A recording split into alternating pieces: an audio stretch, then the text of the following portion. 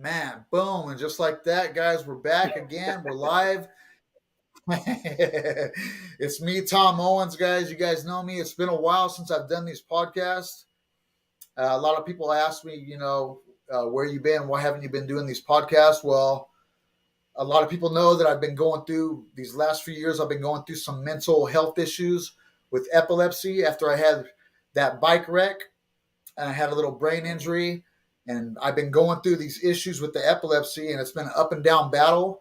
But I feel like I've been getting that battle, like I've been beating that battle, and I'm getting my mind back under control, guys. So, these podcasts, uh, they're a great help when I do these podcasts, and I'm able to talk to people, and I can get stories out there too that other people can hear. A lot of these stories, guys, are history from the Central Valley right here, their history with MMA and with jiu-jitsu and with the way things have built up here in the Central Valley.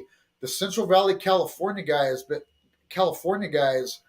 has been a humongous growth in grappling and jiu-jitsu, Brazilian jiu-jitsu, and in mixed martial arts cage fighting.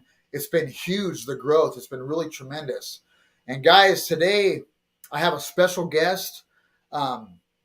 My guest today, guys, is my first jiu-jitsu instructor. A lot of people don't know, before I ever stepped onto any Brazilian jiu-jitsu mat, I did Japanese jiu-jitsu. I did a style of jiu-jitsu called Danzan-ryu jiu-jitsu. I did that for about 6 years before I ever stepped onto a Brazilian jiu-jitsu mat. And today's guest, guys, is one of my first senseis in Japanese jiu-jitsu. His name is Robert Brouillard, and he's a guy that I met up in Eureka, California, up in Humboldt, California. The first time I walked into a jiu-jitsu mat, he was a young man that approached me, and he was really humble and really just very happy for me to be there. And he was, very friendly and welcomed me onto the mat. And it was just one of the most friendliest things that I ever seen. And Robert, man, thank you for joining me today. Robert, how have you been, dude? It's been so many years since I've talked to you. How have you been, dude? Well, I've had a big life. And let's see, I probably knew you. I must have been in my early 20s. So now that's been, 20 plus years. So in that time, what I joined the Air Force, did a couple years in Japan actually. And because I was still doing martial arts and did some training over there. And then, I was stationed in, Idaho, and then I finished my school. I finished Air Force, and I went to Long Beach State, and I got my degree in physical therapy. And so then we moved back up. I got married, and I moved back up to Idaho because it was affordable. So I've been a physical therapist since then, and then I found some new hobbies along the way. Guitar and glass art, and recently strength training was kind of the thing I did it for the last few years. So yeah, whole lifetime. And Wild, huh? man,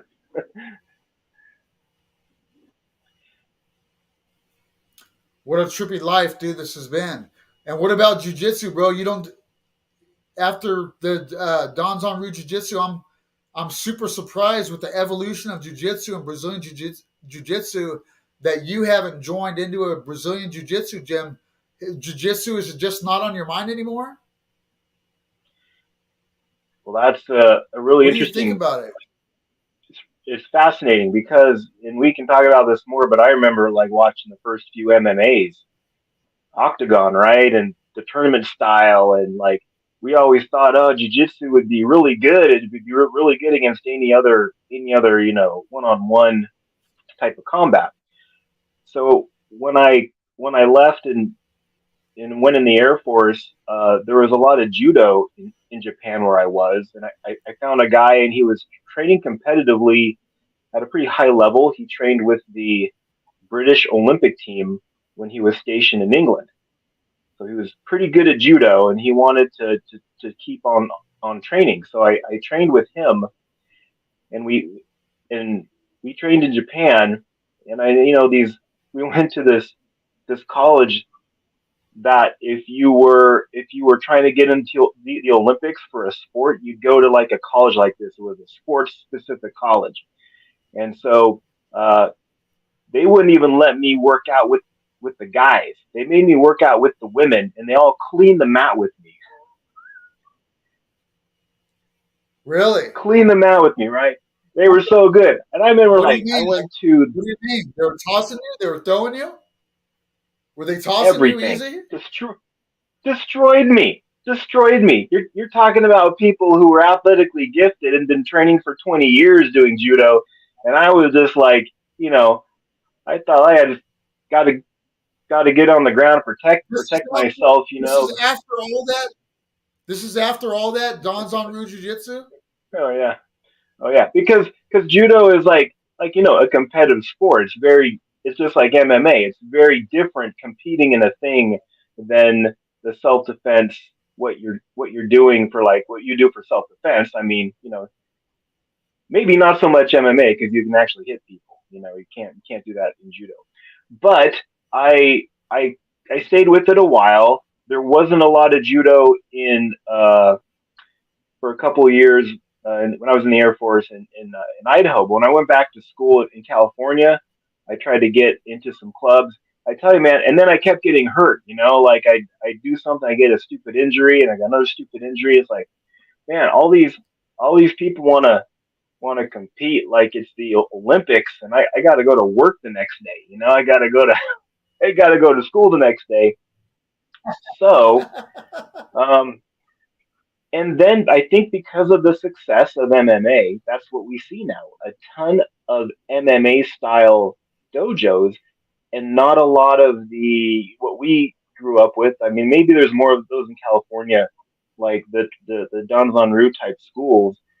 And I go, I just don't know if I just want to really compete like that because the enjoyment so much for me. What I really enjoyed and what you talked about, you went into the dojo the first time with me. It's like I enjoyed that with that sense of camaraderie, and we're gonna learn a technique together, and wrestle around a little bit for fun. But it was you can have a 65-year-old overweight woman with bad knees, and you'd still work together to learn the technique. And there was a real camaraderie from that, and I enjoyed that. And I didn't see that as much in the either the judo and the more just like we're gonna compete, And it wasn't as much fun at that point. So when I look around, I go, I don't know if I want to pay $120 a month for a competitive style thing. It's not as appealing yet. I may, it's a great thing people are doing, for exercise and to learn a skill. But I tell you what, if you ever get a chance to do the Danzan Ryu Jiu Jitsu, and I know there were quite a few schools in California, uh, just a very interesting way of looking at learning. The way that they would kind of build skill sets on top of each other, and the way they would kind of introduce you gradually to more complex techniques. And um, well, you went through all that. I mean, you went through all that. You can explain that. Hey, you know what? I've been in so many jujitsu schools, bro. Oh, I bet. I wish that there were more Don's on Ryu Jiu-Jitsu schools with the way that they taught stuff. It's quite a, you know what? I love both. There's both sides. The Brazilian Jiu-Jitsu has its aspects that are, that I like better than the Japanese Jiu-Jitsu. The Don's on Ryu has the aspects that I like better than the Brazilian Jiu-Jitsu. What I know, one thing about the Don's on Ryu Jiu-Jitsu, and when we were training with guys like Ed Peterson and Mhm. Steve and that lady, I forget her name. What was that lady's name? The blonde hair, short blonde hair. She was a sensei there. Yeah, Yeah, she was like almost like a mother type figure to me. Her name was Chris, short for Christine. Chris Lyons, and it really made me sound like all those people that they've all passed away. And I wish I could have like shown them, hey, look, I was kind of screwed up when I was a kid, and I made it through life, and now I got a family, and I kind of get it now, and just I wish I could have. I mean, I told them thank you, but I wish that they could have seen, the impact that they had on my life. How much I appreciated them. God, dude, those people right there, man, those three people you just mentioned right there had a tremendous part of my life. Steve, you know what, Ed Peterson, the just the way how that guy was. I love every sensei I've had in jiu-jitsu. The Brazilian people I've met, they're beautiful, man. They're beautiful, man. The Gracies, the other Brazilians I've met that I've trained with, all of them, they've all jiu-jitsu does something to a person that makes them a beautiful person. But Ed Peterson, Steve, and Chris, hey, I was at a point in my life at that point when I was riding my bike home from a job right there in Eureka. I was at a point in my life where all I was doing was drugs and alcohol and partying. And back in the day, I had seen jujitsu back in my neighborhood. A buddy's dad had actually he bought one of those pay-per-views. It was extreme cage fighting. It was one of the first MMA shows. You could look it up. And the first guy that I saw was Half Gracie, and this was before that you introduced me to the UFC, because you're the first guy that told me, hey, you need to watch UFC 1, 2, 3, and 4. And I went home that night from class, and I got those on. I had to rent them from a VHS store to get the UFC 1, 2, 3, and 4. Right. This is Robert.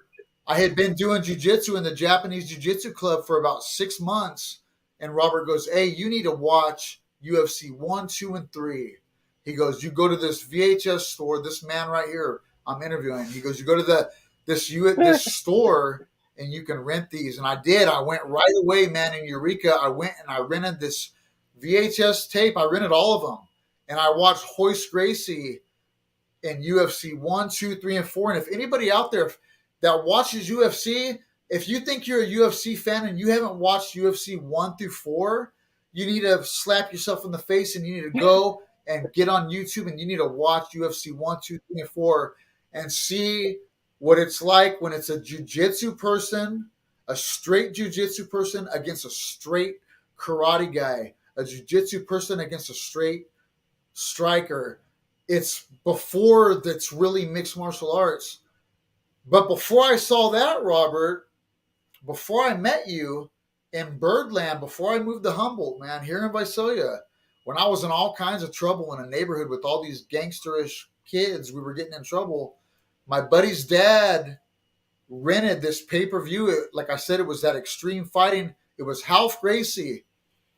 And there was a couple other Brazilian jiu-jitsu guys on there. But I had always done karate and stuff. I had seen Bruce Lee and Chuck Norris and all that. I always thought that was martial arts. And this day, I can still see it in my head like it was just yesterday, dude. And this guy's, my buddy's dad rented this pay-per-view, and I see these two Brazilian guys on this show.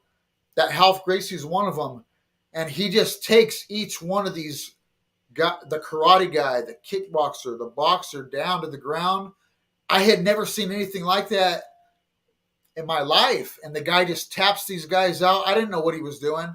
I go outside and I'm like smoking a joint with my buddy outside in the garage. This is when I'm like 18 years old, man. And I'm in all kinds of trouble in my life. This is right before I moved to Humboldt. I was on probation with the police. I was in all types of trouble. And I tell my buddy, I go, dude, that jiu-jitsu, I go, I'm going to learn that. And they didn't have nothing like that in Visalia here. They didn't have nothing like that here, though. They had karate here. And my sister had been up in Humboldt going to Humboldt State University, right? And I was like I said, I was in a probation school here. I was on probation. I was in a probation school. And I was like on my path to prison, dude. The stuff I was doing. Drugs, dealing drugs, breaking into cars, doing all this stuff. My mom sends me up to Humboldt, to Arcata. Okay. Now, when I moved up to Humboldt, all these people are telling me, oh, this is the place with all the weed, man. That's the best place in the world for the weed. And I was a drug addict already. And in my head, I'm going to Humboldt. That was on my mind. And when I Mm. got to Humboldt, that was what I was doing in Arcata. And my sister and my mom go, nah, you're going to go to school. And you're going to go to the College of Sequoias. And which is right there by Eureka. You know where it's at. Yeah, And so College I of the had to Redwoods. move out of my sister's Yeah. house. Mm-hmm. Yeah. I moved out of my sister's house and I moved to Eureka. I started working at that U-Bake pizza, take and bake pizza place, dude, in delivery. And I'm on a bicycle, dude. And that's when I'm riding home one night. I mean, I'm on a path to destruction still. All I was doing was partying right there, dude. And I'm on my bicycle. I got an apartment. I'm riding home. And I'm riding down, I think it might have been 8th Street. I don't know the street exactly. I could be That's about wrong. right. Yeah, But I'm I think riding you're down right. this street Yeah. and I just, yeah.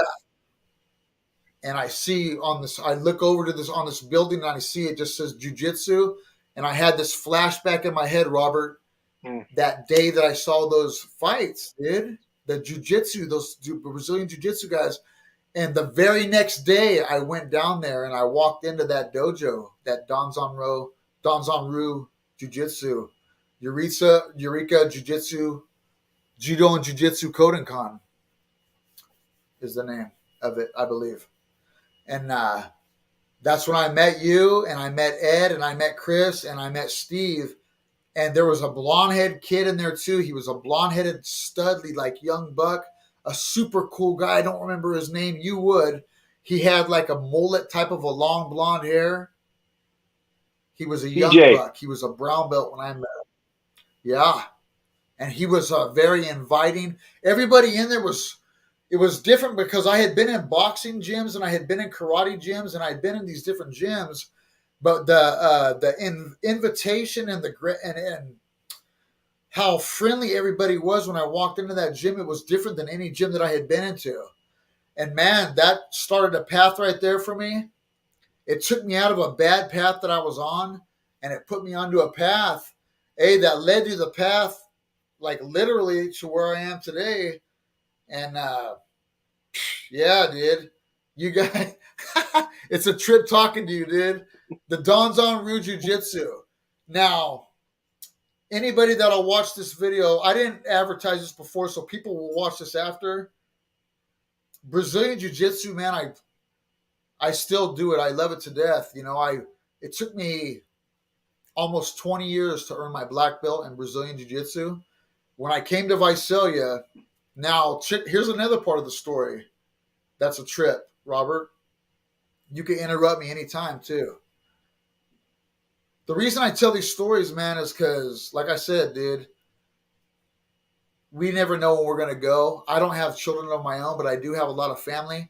When I go, I want these stories to be out there, and I know my family later on, they might want to look them up, so they can, with online and with the internet, people can look it up and they'll see these stories.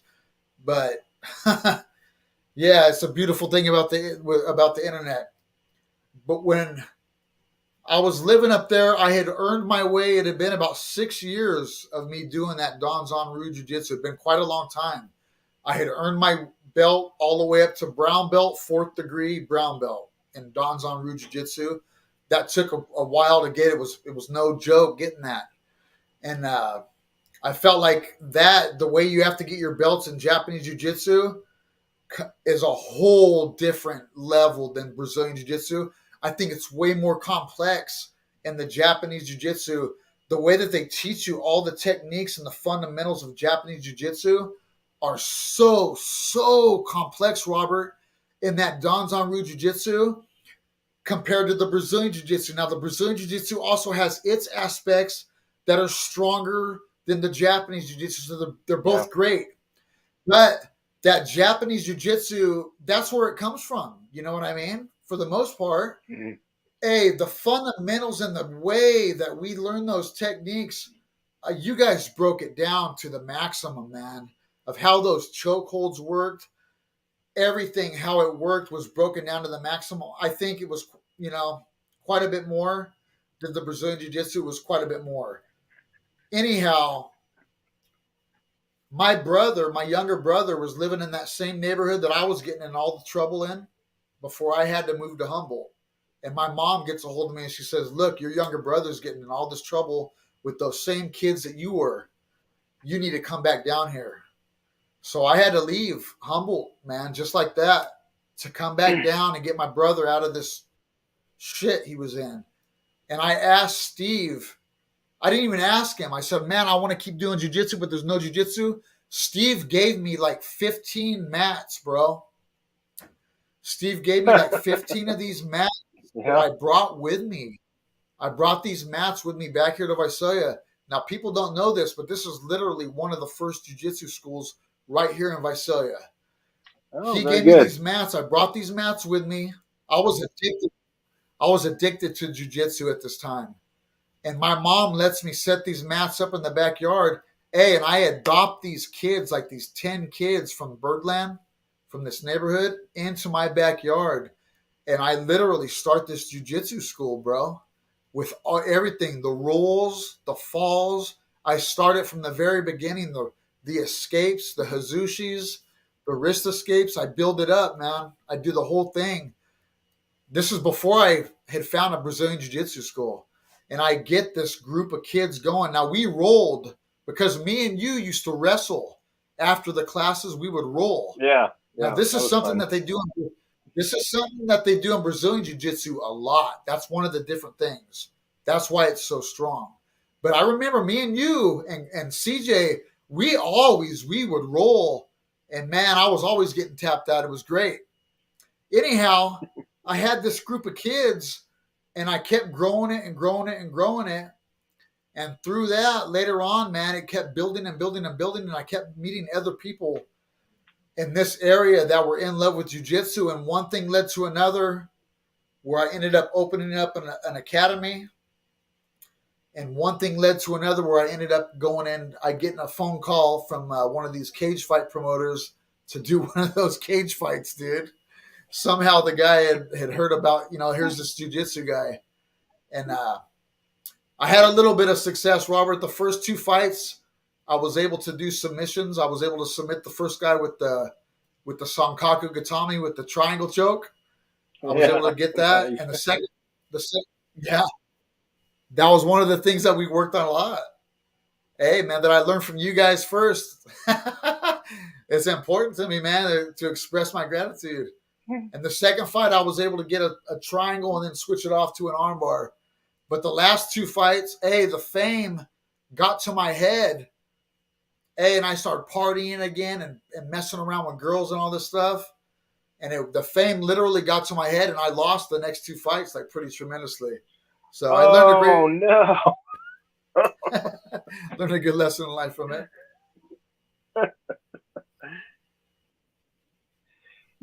I'll give you a little insight because when you came to that dojo, I believe that dojo, it used to be above a newspaper called the Times Standard. Well, they lost the lease, and for I want to say almost 2 years, we were taking those mats, probably the ones that Steve gave you, but we were taking these mats and going and practicing in people's backyards. I remember, get this, we practiced in a church for a couple months. We practiced this guy, he used to be a groundskeeper for a cemetery. So we would practice, we'd take these mats out and he had like a big like storage shed, huge shed for like the tools and stuff. But he'd clear out some spots and he'd set the mat up and we would work out at the cemetery, and we did this, for like a year or two and kept on collecting dues. And there were probably like between 6 and 10 of us, you know, saving up so we could get like a lease. And Ed was looking for like a good deal on the lease.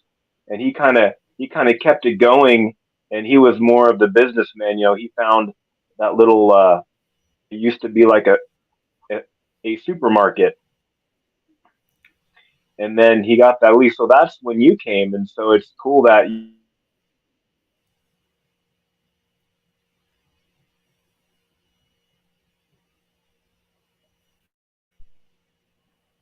and you built your group, from zero. You had to start them all from zero.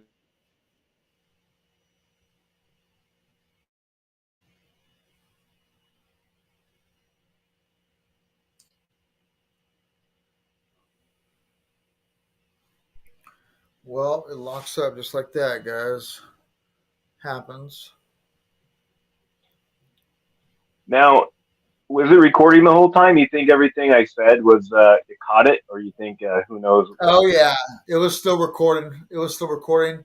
Oh, okay, But all right. now you guys, it sound like I had no idea about any of that, dude. When I entered that dojo, I thought that was something that was established there and had been going for a while. Looked like it had, but dude, those guys. How old were you? Say again when you very first started the jujitsu. Yeah, I think I must have been around 13 because I was afraid of getting beat up in high school, and I'd seen Karate Kid, and I go, I want to do something like that, and a family friend's daughter had gone to the jujitsu school, and it was at the newspaper place, and so I went, I checked it out, and I go, this seems really cool. I want to get into this. So I could tell like this is something I want to do, and even after a few sessions, I go, I'm going to be doing this for a while. This looks awesome. And what's and I was thinking about this when you said we should talk, like why, like you said, you were addicted to it, or why I liked it so much. And I was thinking like the things that are interesting about jujitsu, you know, any style. Well, I'm seeing a swirl. I don't know if you can hear me, but the cool stuff about jujitsu is like you're entering in someone's personal space. Which in America we stay kind of far from each other. But in jujitsu, you gotta touch each other, so it's somewhat intimate. And then you do all this exercise. So when you exercise, generally you release some endorphins, so you feel good, and then you get to learn something. And there's a bunch of people all doing it. So there's a whole bunch of factors, like physical and psychological, and that sort of lead to where like this is a positive experience. Your brain enjoys learning in this environment, and you just want to keep doing that because it is. And at the end of the night, you're tired, you have a shower, and it's so much better than after a party where you're wiped out and you feel like crap the next day. You actually feel good, and you did something positive. So it's a it's a great thing for people. Well, any sport, you get people in sports. There's a lot of that positive aspect, but jiu-jitsu in particular, because it is intimate. You're taking someone's wrist to a moment before you could damage it. You're choking someone out a moment before they almost pass out. I mean, it's really unique in that sense. Or you get them and they pass out. They just you wake up and like, oh, I forgot to tap. I thought I was tapping. Oh man, where you live at, bro? I think, man, you ought to just one of these times you ought to roll into one of these Brazilian jiu-jitsu gyms and just check it out, dude. I bet you would love it, man.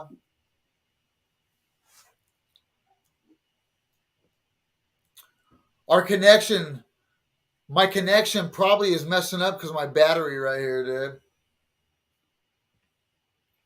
My Wi-Fi just sucks right here too, man. Hey, can you hear me? There we go. Yep. Hey, So another what you reason got I there? brought you on today is I wanted to talk. Yeah, dude. Hey, man, I wanted to talk about your. Hey, this is no joke right here, dude. What you got going on right here? This glass art. Hey, Yeah. my buddy right here. One of the other things that he does, not only the jujitsu we're talking about and telling these stories, but one of the things that my buddy right here does is he's a glass artist, and this is literally Robert. This stuff is no joke right here. You sent me these two pieces of art. I am. You can't. This doesn't explain it. right here. It doesn't explain how cool this is. The thing about marble art, yeah, the thing about marbles and marble art is like, yeah, you got to put it like 4 inches in front of your face, and it just mesmerizes you. Yeah, dude, these are beautiful, man. Uh, These two pieces, these are so beautiful. That I'm serious, bro. This guy makes this art, guys. You sent me these two pieces right here. Both of these pieces, what right? Okay. what blew me away, Tom, is I think I caught a clip on one of your shows, and you were doing your art. I go, oh my gosh, you're an artist too. I didn't, and I think I vaguely remember you used to draw a little bit, like vaguely, like, oh yeah, Tom, did you draw like way back when? Were you kind of, did you have sketch pads or something?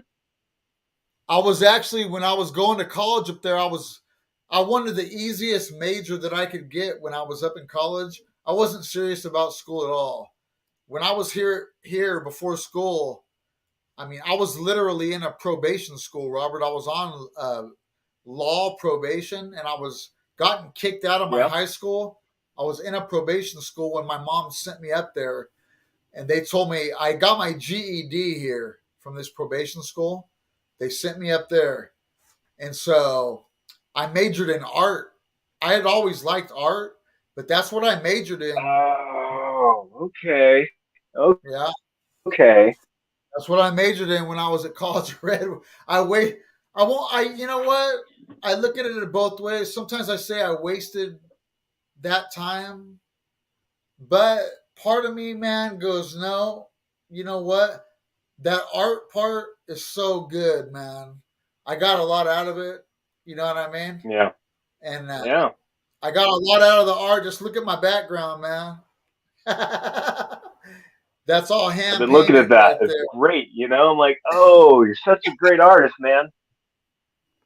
I love, hey, art, dude. I think, oh, that's so dope. Hey, this one right here.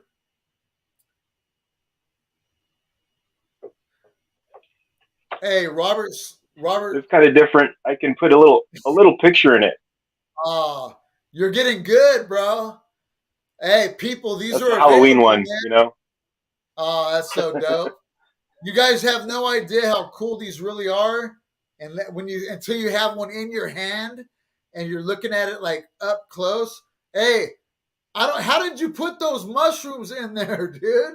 How? How did you do that? That's awesome, dude. Yeah, Hey, how did you I get that? actually I have a little recording and I have a recording and I'm gonna put it up on TikTok and Facebook of a time lapse of me doing a couple of mushroom ones. So in the next week or so, you guys you can take a look at that. I'll have them up there. Look Um, at that. yeah, and Look then at that. the colors in that and then the colors in that is you take a little fleck of gold, and as it goes, as the flame hits it, the vapors of the gold you can get caught on the glass, and the same with the silver. So you got vapors of gold and silver, which actually reflect light and give you like kind of like pinks and blues and greens, and that's kind of why it looks sort of like spacey and like a nebula. I call that the space mushroom series. I've done about 4 or 5 of those now, and I'm starting to try to get some glow in the dark powder and have that in there too. So I just keep on experimenting. And Robert, So I've been doing what's that the for about goal? 4 years now. What is the goal with that with the glass art? Are you just Well, doing it for fun? Are you looking to sell them? Are they available to buy if people want to buy them? yeah, I mean, oh, absolutely. You know, I have a website and it pays for the hobby. You know, and you gotta do something to pass the time, and then I can buy more equipment. And who knows, maybe in at some time I might even be just a little famous. People will want you know a marble with my name on it. I think that. Dude, these are badass. I think, man, I think you could do all kinds of things with these. Uh, It kind of happened where the guy I apprenticed for, who did glass art,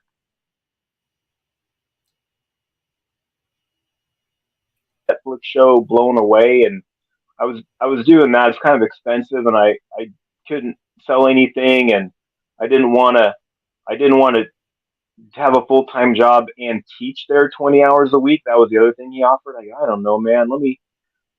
I go, I want to learn from you, but a little bit at a time. He goes, well, let me teach you how to use the torch, and you can learn a little bit at a time that way. Because here's the thing. Here's the thing. I figure, it takes thousands of hours to get good at anything. And if I spend like a few hundred hours a year, after 5 years, what do I want to be good at? And I kind of thought, well, I could kind of get good at guitar, but I thought with the glass art, I might even be able to sell some of it. So that's kind of how it ended up. And now the hours have accumulated a bit, and yeah, and it just so happened he was kind of good at marbles, and I make marbles, and there's groups of people who buy them to hide them in little scavenger hunts. So that's kind of a niche market for that, because there's a lot of people who might make like little glasses, pipes. There's all sorts of stuff to make out of glass, and I just happen to find a niche and people to pay for it. So a little positive reinforcement there. I make it and people buy it, and that works great. yeah, you could always sell glass pipes, bro. Hey, you could Yeah, make a. You I, could probably make. Hey, with today's, I bet today you could probably make a killing off glass pipes, bro.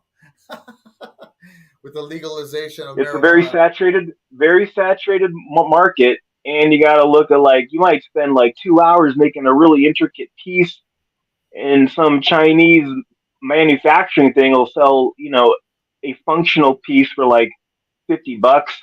Do you want to buy my thing that costs 200? It's like, who knows, right? It's like hard to find the right clientele for the time Right. you put into something like that.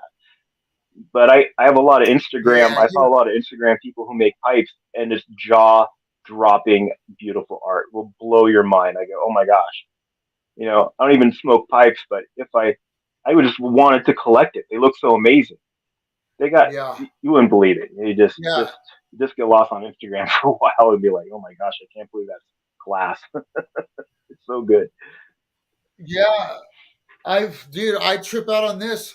I've never even looked into it, but I bet there is some freaking amazing stuff out there. I can't even imagine, dude, that some of the stuff that people put out there. I bet it's freaking crazy.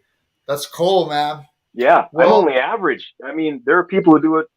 There are people who do it full time, and I don't even know how they do what they do. That's there are levels and levels of this stuff. and do you have a studio? You have a Just like shop? martial arts. You think you know a whole lot, and then you get your black belt, and you find out, oh, this is really just the beginning. It's just the color of a piece of cloth. I almost wish those colors of the belts didn't even exist at some points, dude. Anyhow, what a trip, man. Dude, I thank you so much, Yeah, Robert, for you your just you time. I do want to keep be one of talking those to you in the schools where future, everyone brother. has a white belt all the time, and then you don't know, is this guy a killer or a newbie? Right? Everyone just wears white Seriously, belt. dude. It's good camouflage. Hey, how many kids do you have, Robert? How I many got children do you two. I have? got a boy and a girl. I got two. They're about 10 and 12. So I and there's a couple martial arts schools in the area. Whenever they kind of get interested in that, I'd love for them to try it out. I've been taking my son in the backyard and showing him some escapes, some blocks and kicks. He has a hoot, but of course I'm 150 pounds heavier than him practically. It's not quite ready to do throws with each other. He needs people his own size to practice with. Oh, bro, but hey, man, out of all the teachers and instructors that I've ever had, you've been one of the best instructors that I've ever had.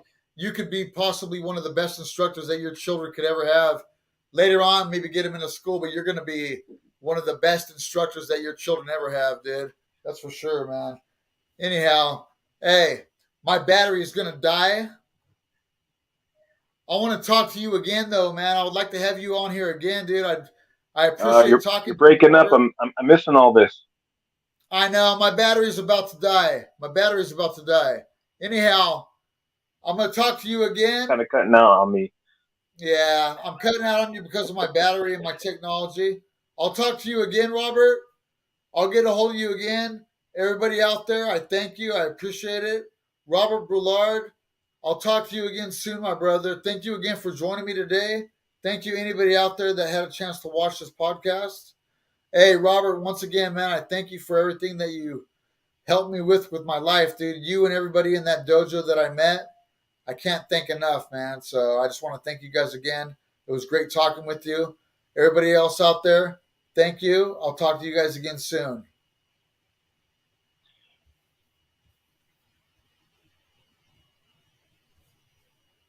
So I hear that you're getting ready to sign off. Um, I if you're still recording, I don't know, but if you want to do this another time, Tom, I am a physical therapist, and it's interesting talking about like some brain trauma you had. Like that's something that we've dealt with with the veterans that I work with, and how frustrating it is, the aspects of dealing with concussions and stuff like that. Um, so that'd be interesting to talk about, and strength training is also interesting to talk about because I don't think there's ever a time where you were rolling on the mat and go, man, I wish I were weaker. That would really help me out. You probably would say, I wish I were stronger. And I went through a pretty good strength training program that I think is, if people did it, it'd be the most efficient way to get strong, arguably. But I wish I had known about this 20 years ago. And the program is out there. And if you got access to barbells, it'd be a fantastic part of your training, if you're serious about doing some sports. So anyway, I think we might be done, but I really appreciate catching up with you, Tom, and hopefully we can chat again. Thanks so much.